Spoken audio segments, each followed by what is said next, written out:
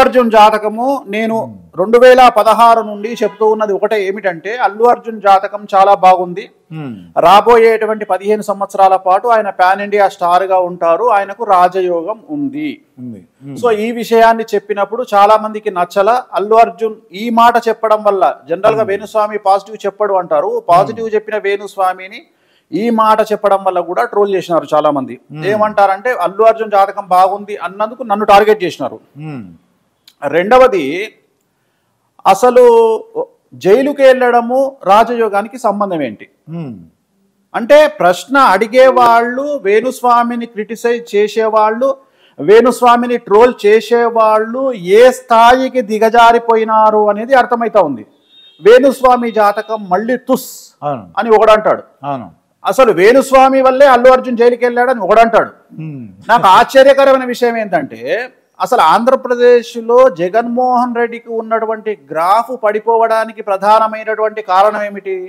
చంద్రబాబు నాయుడుని జైలుకు పంపించడం. చంద్రబాబు నాయుడు గ్రాఫ్ ఎప్పుడు పెరిగింది? చంద్రబాబు నాయుడు జైలుకు పోయి వచ్చిన తర్వాత. అంటే చంద్రబాబు నాయుడు జైలుకు పోతే రాజయోగం లేదా చంద్రబాబు నాయుడుకు? బ్రహ్మాండంగా వచ్చింది కదా రాజయోగం. మరి అప్పుడు వీళ్ళను దేనితో, అప్పుడు వీళ్ళందరినీ దేనితో పోల్చాలంటారా? ఇంకేంటి, వాళ్ళే అర్థం చేసుకుంటారు. అది ఇప్పుడు చంద్రబాబు నాయుడు జైలుకు పోయిన తర్వాత ఏం జరిగింది? ఆయన సీఎం అయ్యారండి. ఓకే. రేవంత్ రెడ్డి జైలుకు పోయి వచ్చిన తర్వాత ఏమైంది? ఆయన కూడా సీఎం అయ్యారు. ఓకే. జగన్మోహన్ రెడ్డి జైలుకు పోయి వచ్చిన తర్వాత ఏమైంది? ఆయన కూడా సీఎం అయ్యారండి. మార్చి లోపు కేటీఆర్ జైలుకు పోయి వచ్చిన తర్వాత ఏమైతుంది? ఆయన కూడా సీఎం అవుతాడు, సీఎం అవుతారు. అంటే ఈ జనరేషన్ లో, కలియుగంలో, ప్రత్యేకించి తెలుగు రాష్ట్రాలలో ఎవరైతే కసి మీద ఉంటాడో వాళ్ళు జైలుకు పోయి వచ్చిన తర్వాత సీఎంలు అవుతారు అని ప్రాక్టికల్ గా మన సమాజము, మన ప్రస్తుత ధర్మము చెబుతోంది. ఓకే. దీనికి వేణుస్వామి జాతకాలు అవసరం లేదు, రాజయోగాలు అవసరం లేదు. మనకు ఒక సామెత ఉంది ప్రపంచంలో, భారతదేశానికి సంబంధించిన సామెత ఏమిటంటే, పిల్లినైనా సరే రూమ్ లో వేసి కొడితే పులి అవుతుంది అని ఒక సామెత. అవునండి. సో ఇప్పుడు అల్లు అర్జును పుష్ప అనే సినిమాలో సీఎం ఎవరి కోసం మార్చినాడు? భార్య కోసం మార్చినాడు. పుష్ప సినిమాలో, పుష్ప 2 సినిమాలో. మరి ఇప్పుడు కూడా అల్లు అర్జున్ జైలుకు పోయి, నేను నిన్న టెన్షన్ పడ్డా, నిన్నంతా టెన్షన్ పడ్డా. రాజయోగం అన్నాము, నేను రాజయోగం అన్నా, కొంపదీసి అల్లు అర్జున్ జైలుకు పోడా ఏంటి? కొంపదీసి అల్లు అర్జున్కు బెయిల్ వస్తుందా ఏంది? అంటే ఒక్కరోజు కూడా జైల్లో ఉండకపోతే నా మాట తప్పవుతుంది కదా. అంటే నా ఉద్దేశం ఏంటంటే, జైల్లో ఉంటే కానీ రాజయోగం రాదు. ఓకే. అంటే 10 వరకు. అంటే నేను చెప్పింది, అంటే ఇక్కడ నేను చెప్పింది జరగదని కాదు, అల్లు అర్జున్కు రాజయోగం లేదో అని నా బాధ. కానీ సడన్ గా రాత్రి 11 క్లారిఫై అయింది, ఈ రోజు అల్లు అర్జున్ జైల్లో ఉంటున్నాడు. అమ్మా, వెంకటేశ్వర స్వామి వారికి దండం పెట్టుకున్నా. స్వామి, అయితే ఖచ్చితంగా రాబోయే కాలంలో అల్లు అర్జున్ గారు పార్టీ పెడతారు, ఒక రాష్ట్రానికి సీఎం అవుతారు. ఏ రాష్ట్రము అనేది తర్వాత విషయం, ఒక రాష్ట్రానికి సీఎం అవుతారు. సో నేను చెప్పింది జరుగుతుంది.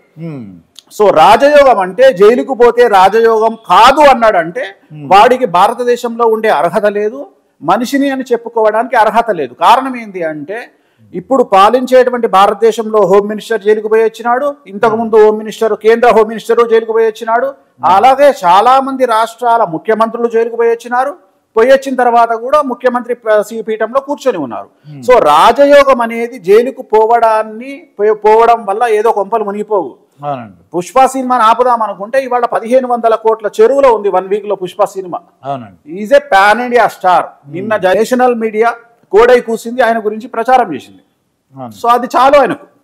సో ఆయనకు రాజయోగం ఉందా లేదా, వేణుస్వామి జాతకాలు తుస్సా పస్సా అనేది ఆగస్టు నుండి జరుగుతున్నటువంటి విషయాలను అర్థం చేసుకుంటే అర్థమవుతుంది. అసలు ఆగస్టు నుండి ఏం జరుగుతుంది సినిమా ఇండస్ట్రీలో? ఫస్ట్ ఆగస్టు నుండి కన్వెన్షన్ కూలగొట్టడం నుండి స్టార్ట్ అయిన సమస్య, ఆర్జీవీతో మొదలైన సమస్య, మంచు ఫ్యామిలీతో మొదలైన సమస్య, అల్లు అర్జున్తో మొదలైన సమస్య. అసలు ఏమైంది తెలుగు సినిమా ఇండస్ట్రీకి? అసలు ఏమైంది అనే ఆలోచన చెయ్యకుండా ఏదేదో మాట్లాడుతున్నారు. ఆలోచన చేయాల్సింది, ఎందుకు ఆగస్టు నుండి మనం వేణుస్వామిని గెలికినప్పటి నుండి ఎందుకు సినిమా ఇండస్ట్రీలో డిస్టర్బెన్స్ స్టార్ట్ అయింది? రేపు మార్చి నుండి 2025 మార్చి నుండి మళ్ళీ ఏదో రాజకీయంగా పెను సంచలనాలు నమోదు కాబోతున్నాయి. అసలు ఎందుకు జరుగుతున్నాయి? ఇది కదా ఆలోచన చేయాల్సింది. నేను ఒకటే మాట అన్నా, 2 తెలుగు రాష్ట్రాలలో పక్కన పెడితే తెలుగు చిత్ర పరిశ్రమ గింగిరాలు తిరుగుతుంది అని నేను ఒక ఇంటర్వ్యూలో చెప్పాను. అసలు ఇట్లాంటి 4 పెద్ద ఇన్సిడెంట్లు ఎప్పుడన్నా చూసినారా మీ జీవితంలో తెలుగు ఇండస్ట్రీలో? లేదు కదండి, ఇంకా చూడలేదు కదా. అవునండి. ఇలాంటి పెద్ద ఇన్సిడెంట్లు ఒక టాప్ హీరోకు సంబంధించిన కన్వెన్షన్ కూలగొట్టడము, ఒక పెద్ద డైరెక్టర్, భారతదేశానికి పేరు తెచ్చిన డైరెక్టర్ను టార్చర్ పెట్టడము, ఒక హీరోను, పాన్ ఇండియా హీరోను ఒకరోజు జైల్లో పెట్టడము, అలాగే 72 సంవత్సరాల చరిత్ర కలిగిన ఒక వ్యక్తి గొడవలు, మోహన్ బాబు గారు, ఇవన్నీ ఎప్పుడన్నా మీ జీవితంలో చూసారా? లేదండి. మరి నేను ఆల్రెడీ ఆగస్టులోనే చెప్పాను కదా తెలుగు చిత్ర పరిశ్రమ గింగిరాలు తిరుగుతుందని. మరి దాని అర్థం అదే కదా. సో ఇంకా చాలా ఉన్నాయి, ఇంకా చాలా జరుగుతాయి. సో నేను అందుకనే అంటున్నాను, నేను తుస్సా పస్సా బుస్సా అనేది సమాజంలో ఉండే నన్ను ఫాలో అయ్యే వాళ్ళు డిసైడ్ చేస్తారు తప్ప ప్లూటో గురించి కామెంట్ చేసే శాస్త్రజ్ఞులాగా ఒక రూమ్ లో కూర్చోనో ఇంకో దగ్గర కూర్చోనో మాట్లాడుకునే వాళ్ళతో నాకు పట్టింపు లేదు, నేను పట్టించుకోను. అల్లు అర్జున్ ఎవరు అవునన్నా కాదన్నా, అల్లు అర్జునే కాదు, మనిషి పుట్టిన ఎవడైనా సరే ఒక రూమ్ లో వేసి కొడితే పిల్లి ఎలా పుల్లయిందో ఖచ్చితంగా జీవితంలో కసి అనేది ఒక మనిషిని ఎక్కడికైనా తీసుకెళ్తది. జగన్మోహన్ రెడ్డి జైల్లో పెట్టిన తర్వాత చంద్రబాబు నాయుడు గారిలో ఎలాంటి ఫైర్ అయితే చూసినామో అలాంటి ఫైర్ కు కొన్ని వందల రెట్లు మనం అల్లు అర్జున్ లో చూడబోతున్నాము. So Allu Arjun pan India star. So Allu Arjun కూడా రాజకీయంగా రాబోయే కాలంలో 1,00,00,000% వచ్చి తీరుతాడు.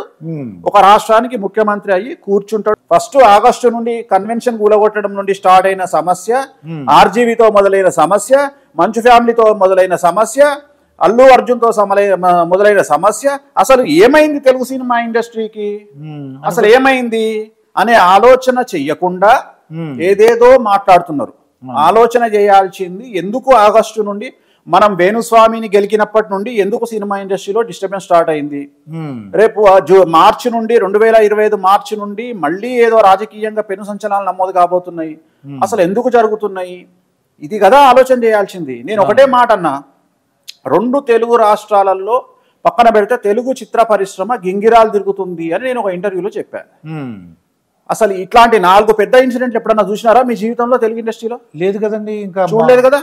ఇలాంటి పెద్ద ఇన్సిడెంట్లు ఒక టాప్ హీరోకు సంబంధించిన కన్వెన్షన్ కూలగొట్టడము, ఒక పెద్ద డైరెక్టర్, భారతదేశానికి పేరు తెచ్చిన డైరెక్టర్ను టార్చర్ పెట్టడము, ఒక హీరోను, పాన్ ఇండియా హీరోను ఒకరోజు జైల్లో పెట్టడము, అలాగే 72 సంవత్సరాల చరిత్ర కలిగిన ఒక వ్యక్తి గొడవలు, మోహన్ బాబు గారు, ఇవన్నీ ఎప్పుడన్నా మీ జీవితంలో చూసారా? లేదండి. మరి నేను ఆల్రెడీ ఆగస్టులోనే చెప్పాను కదా తెలుగు చిత్ర పరిశ్రమ గింగిరాలు తిరుగుతుందని. మరి దాని అర్థం అదే కదా. సో ఇంకా చాలా ఉన్నాయి, ఇంకా చాలా జరుగుతాయి. సో నేను అందుకనే అంటున్నాను.